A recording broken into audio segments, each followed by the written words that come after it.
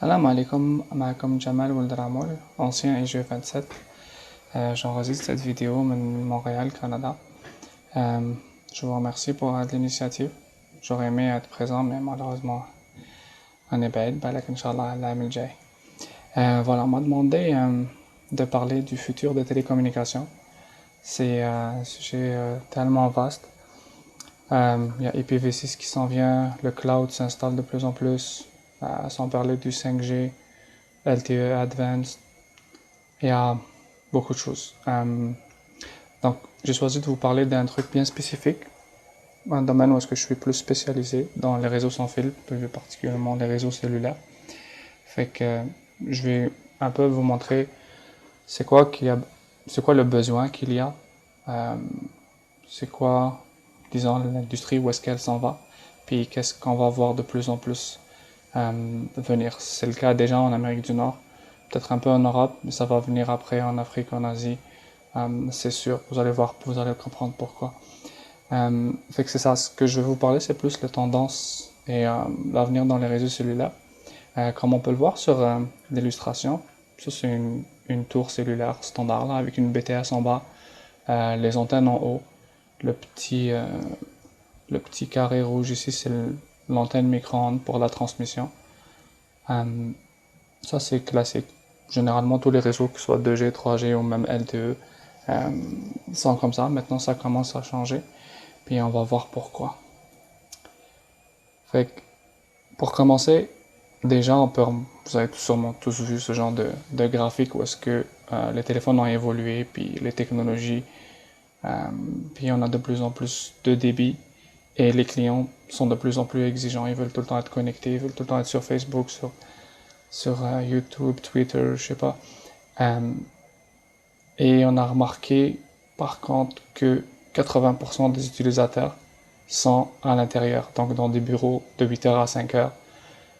Et quand c'est un centre-ville où il y a plein de bâtiments, ben, le signal n'est pas très fort. On a remarqué aussi que la majorité du trafic Internet sur un mobile, c'est du streaming vidéo, donc YouTube, des vidéos sur Facebook ou toute autre application où est-ce qu'il y a de la vidéo, ce qui demande beaucoup de data. Ça consomme de la bande passante et il faut une bonne qualité de signal pour pouvoir justement streamer pour que ça jamme pas, pour que ça passe. Donc, parmi les défis que les opérateurs ont, c'est que justement, vu qu'il faut couvrir les bâtiments, il faut donner plus de couverture dans ces bâtiments-là. Il y a des gros buildings, des gratte-ciel. Je sais pas à Oran, c'est quoi le plus haut building là. Je sais pas si on prend par exemple le Sheraton, il y a plusieurs étages. Ben, les étages en haut, je suis pas très sûr qu'ils ont une bonne qualité de signal. Et dans le sous-sol non plus, dans les ascenseurs non plus. Fait que ça, c'est un défi à relever. Aussi, dans les parcs, les universités ou les aéroports, où il y a comme de grands espaces, de grandes superficies. Puis des fois, il n'y a pas vraiment d'antenne prévue pour ce genre de lieu. Tout ce qui est sous-sol, souterrain, comme dans le métro, ça, il n'y a pas de réseau, mais c'est prévu. Je pense même dans le métro à Alger, c'est prévu d'avoir du réseau à l'intérieur. L'autre défi, c'est d'avoir plus de capacité. Par exemple, dans le stade, il y a beaucoup trop de monde concentré dans un seul endroit, des dizaines de milliers de personnes. L'antenne qui couvre, ou la cellule qui couvre cet endroit ou ce stade ne suffira pas, il y aura de la congestion, c'est sûr. La même chose pour les centres commerciaux, où est-ce qu'il y a du monde qui font pour faire des achats. Ici en Amérique du Nord, c'est fou la période de Noël. Tout le monde est en train d'acheter tout ça, puis c'est là où est-ce que les statistiques sont les plus mauvaises, où est-ce qu'il y a le plus de congestion. Même chose dans les centres-villes, où est-ce qu'il y a beaucoup de monde. On a besoin de plus de capacité.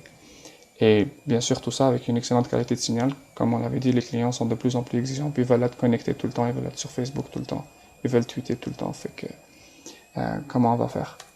Donc, la réalité, c'est que maintenant, on n'a plus des antennes cellulaires classiques, là, comme on a vu. On va apparaître de plus en plus de fibres optiques pour avoir un meilleur débit. Maintenant aussi, on voit de plus en plus la fibre optique aller de la BTS vers les antennes en haut de la tour, alors qu'avant c'était du câble coaxial. Fait que c'est ça ce qu'on appelle le FTTA, Fiber to the Antenna. Les rooftops, ça existe déjà, ça, les antennes qui sont sur le toit des buildings. Mais ce qui s'en vient, ce qui va de plus en plus être installé, c'est les small cells, des petites cellules qui couvrent de plus petites superficies pour justement offrir plus de capacité. Et ce qu'on appelle les DAS. Les DAS, c'est les Distributed Antenna System. Puis je vais vous expliquer un petit peu c'est quoi. En fait, un DAS, c'est plusieurs antennes justement distribuées sur plusieurs étages. Le but, justement, est de couvrir chaque étage d'un bâtiment, incluant sous-sol et ascenseur. Et puis, c'est comme, en fait, pour un réseau Wi-Fi, où est-ce qu'il y a plusieurs câblages, plusieurs câbles Ethernet, et où est-ce qu'on connecte, on met des access points dans chaque endroit où est-ce on veut avoir du réseau Wi-Fi dans un bâtiment. Dans ce cas-là, c'est du coaxial, et on a des petites antennes qu'on peut voir ici dans chaque étage, reliées à une BTS, généralement qui est dans le sous-sol ou dans le rez-de-chaussée. Et l'avantage aussi avec ça, c'est qu'on peut avoir plusieurs technologies en même temps, genre 2G, 3G, 4G, on peut même avoir du Wi-Fi parfois. Et on met tout ça dans ce qu'on appelle un combiner ici, puis on sort un seul câble coaxial puis qui va être distribué sur tous les étages. Fait que pour moi, de ce que je vois, toutes les nouvelles installations, c'est ça. C'est pour couvrir le maximum de bâtiments, de buildings, d'édifices. Et pour moi, c'est ça ce qui va venir durant les prochaines années. Un autre exemple vraiment pratique, c'est lors de la Coupe du Monde au Brésil. On a utilisé un système in-building, c'est ce qu'on appelle. Quand on utilise des DAS, généralement on met ça in-building. Fait que par exemple au stade Maracana, lors de la finale, il y a eu près de 75 000 personnes. Puis on peut voir sur la simulation qu'ils ont faite pour le design, comment ils ont réussi à couvrir tout le stade, puis essayer d'offrir un service à tous les spectateurs pour pouvoir justement prendre des vidéos, les mettre tout de suite sur Facebook, sur YouTube. Et de ce qu'on a lu, l'expérience était assez réussie. Fait qu'on peut voir dans le design le modèle de propagation. On peut voir les points rouges ici, c'est les antennes, hein, les petites antennes DAS. Puis c'est quoi le niveau de signal prévu selon le modèle de propagation.